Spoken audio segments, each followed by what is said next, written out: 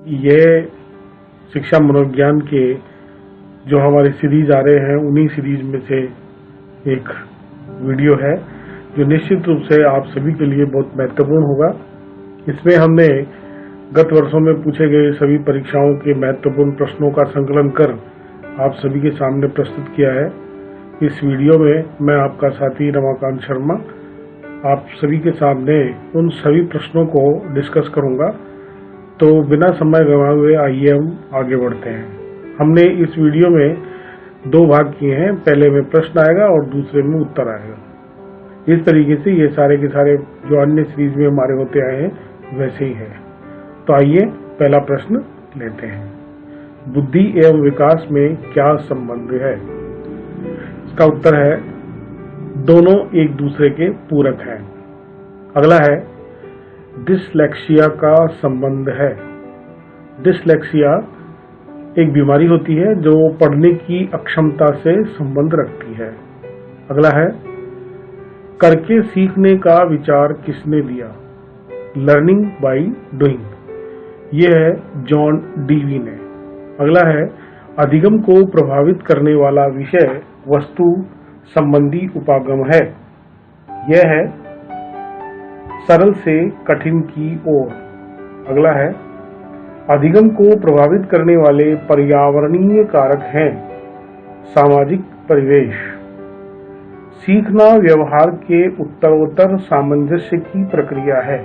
यह कथन है स्किनर का। सीखना जो है वो व्यवहार के उत्तरोत्तर। अगला है समग्रता का सिद्धांत यानी गेस्टाल्ट थ्योरी के प्रवर्तक हैं वर्दीमर एंड अन्य। गेस्टाल्ट का अर्थ क्या है? गेस्टाल्ट का अर्थ है पूर्णाकार या समग्र। अगला है थॉर्नडाइक के अनुसार अधिगम के प्राथमिक नियम हैं। अधिगम के प्राथमिक नियम है 3। थॉर्नडाइक के सीखने के नियमों के नाम क्या है? जो 3 नियम हम बता रहे हैं उनके नाम है तत्परता का नियम, अभ्यास का नियम और प्रभाव का नियम। तत्परता का नियम व्यक्त करता है कि प्राणी को सीखने की धुन है या नहीं, यानी वह तैयार है या नहीं। पियाजे के अनुसार बौद्धिकता का निर्धारक तत्व है वो है सामाजिक संचरण। अगला है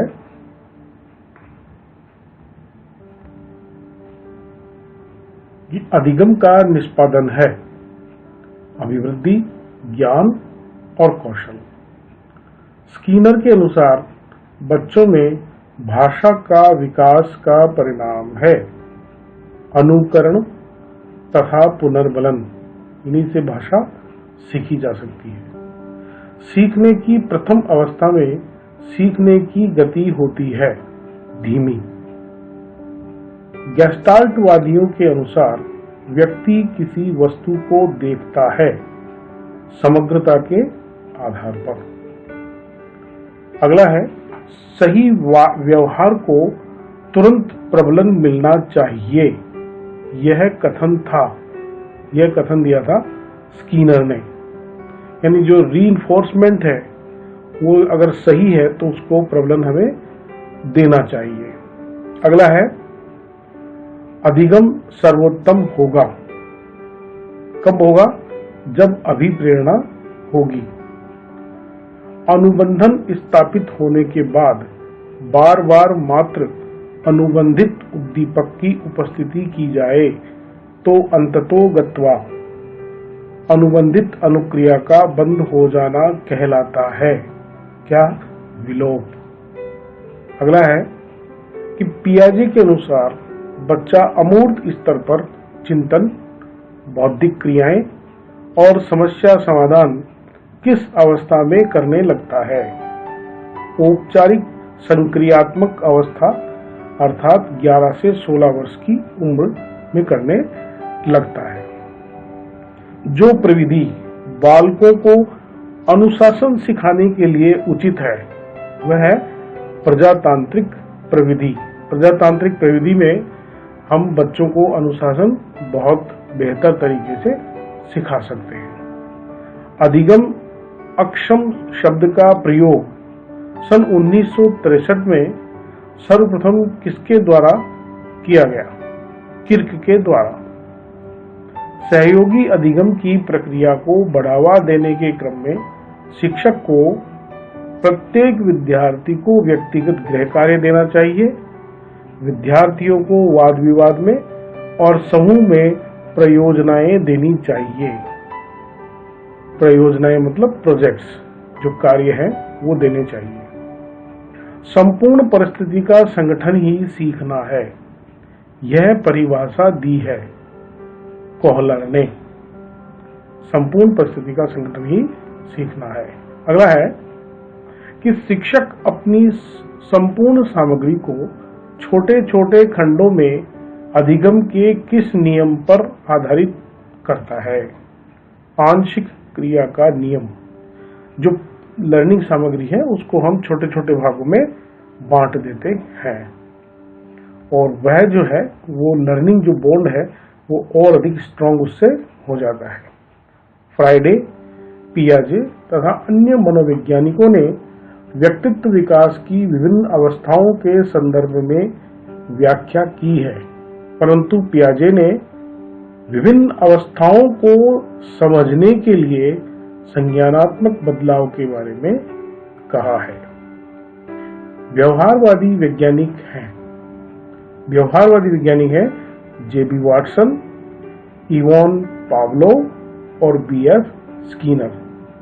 अगला है कि सहयोगशील अधिगम का परिणाम है शैक्षणिक उपलब्धियां, सामाजिक कौशल, विविधता का स्वीकार।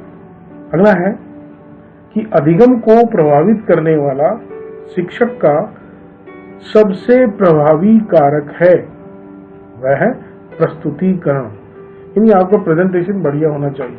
अगला है कि सीखना समृद्ध हो जाता है यदि वास्तविक दुनिया के उदाहरणों को कक्षा में लाया जाए, जिससे विद्यार्थी एक दूसरे से अंतः क्रिया करे व शिक्षक उस क्रिया को सुगम बनावे।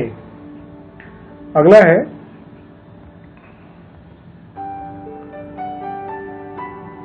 जब शिक्षक विद्यार्थियों को उनकी अधिगम आवश्यकता के आधार पर पढ़ाता है तथा उनकी अधिगम समस्याओं का समाधान करते हुए अधिगम स्रोतों की ओर ले जाता है, तो उस शिक्षण का स्तर होगा विमर्शी चिंतन। विमर्शी चिंतन के आधार पे वह बच्चों को अच्छे तरीके से पढ़ा सकता है। अगला है कि एक निरंकुश संस्था के बच्चे के स्वस्थ विकास हेतु दिशा निर्देश देने का यह तरीका अपनाया जाता है, वह बल प्रयोग। अगला है कि सीखने के लिए अभिप्रेरित करने का सबसे उपयुक्त तरीका है क्या है? बच्चों को अनुभव से जोड़ना। यदि आपने किसी बच्चे को उसके अनुभव के आधार पर सिखाना प्रारंभ कर दिया है तो उसका सीखना ज्यादा प्रभावी होगा। अगला है कि इस दर्शन ने औपचारिक विद्यालय की आवश्यकता को नकारा है, वह है प्रकृतिवाद। अगला है अध्यापक के मानसिक स्वास्थ्य के लिए आवश्यक है सामाजिक सम्मान की प्राप्ति, विद्यालय का जनतंत्रीय वातावरण, पद की सुरक्षा और पर्याप्त शिक्षण सामग्री।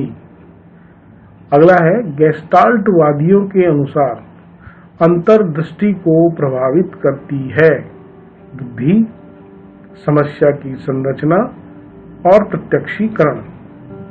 अगला है कि 17 वर्षीय संगीता को फर्श पर कोट फेंकने की आदत है।